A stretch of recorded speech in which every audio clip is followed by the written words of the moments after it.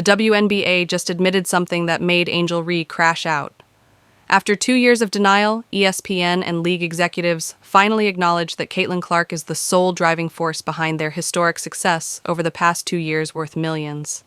Not Angel Reese, not the veterans who've been complaining about attention, just Clark. While Angel Reese and jealous veterans throw tantrums about recognition, the numbers don't lie. Clark's arrival didn't just boost the Indiana Fever, it saved the entire WNBA from mediocrity. But why do you think it took so long for the league to acknowledge their golden goose? Let me know down in the comments below. While executives sat in quiet boardrooms discussing survival, they had no idea a college player was about to save their entire league. February 2022 brought desperate conversations across WNBA headquarters. The league needed money fast. They were talking about basic survival, not growth or expansion. The WNBA secured $75 million that month. They sold a 16% equity stake to keep the doors open. This wasn't some victory lap celebration. This was life support for a league that was genuinely struggling to stay relevant. The money was supposed to help with marketing and operations, basic stuff that most successful leagues take for granted. Here's what those boardroom meetings really looked like. Executives were discussing how to... Well, guys, they just introduced CaitlinClark here in the building, and it was deafening. She has become must-watch basketball here in the state of Iowa. Since she stepped her foot on campus, ticket sales have gone... It is expensive to get in the building, $149 just to get in. The biggest price was $1,100. It is must-watch basketball, but not only what Caitlin... Avoid contraction. Some teams were barely drawing crowds. Television ratings were concerning league officials. The NBA had to step in as part of the bailout process.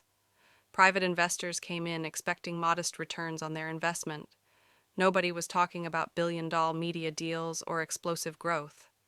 The league was valued at $1 billion during this capital raise. That sounds impressive until you realize they were selling equity just to keep operating. These weren't expansion discussions or strategic growth meetings.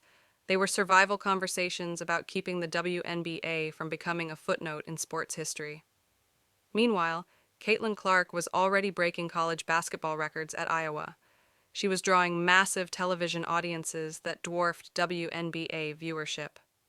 Clark was generating the kind of excitement that league executives could only dream about during their financial crisis meetings.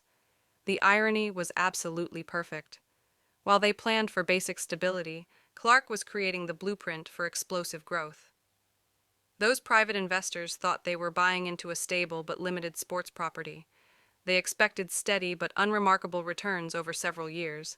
Conservative projections dominated every presentation. Growth targets were modest at best. Nobody anticipated that a college player would completely transform their entire business model within 24 months.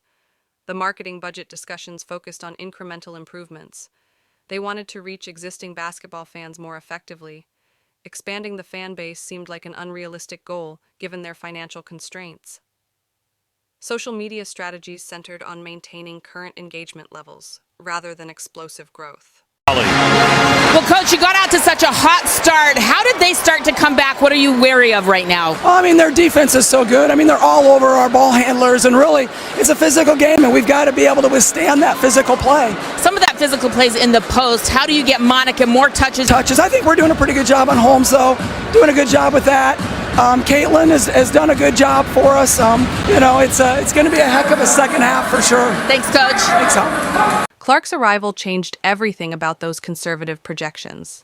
The same league that needed emergency funding suddenly became appointment television. Games that used to draw minimal audiences were selling out arenas across the country.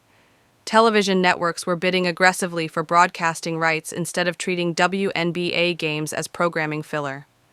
Clark transformed their survival plan into a thriving empire worth billions. The desperate capital raise of 2022 became the foundation for unprecedented success. Those private investors who expected modest returns suddenly found themselves part of a sports entertainment phenomenon.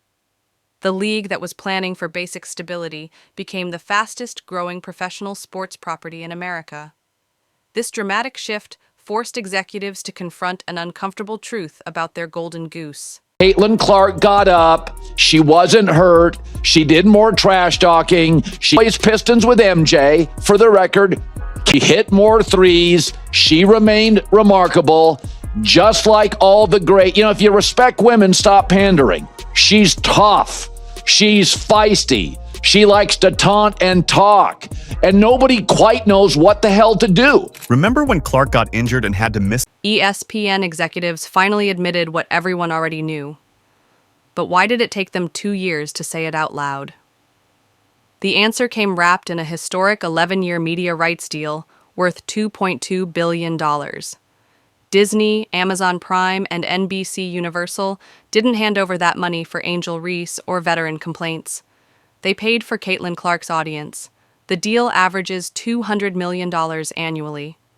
That's a massive jump from the league's previous media agreements. Network executives specifically pointed to the surge in viewership and fan engagement that Clark generated. They weren't being subtle about it anymore. Clark's arrival transformed the WNBA from a programming afterthought into appointment television that networks actually wanted. But here's where it gets interesting.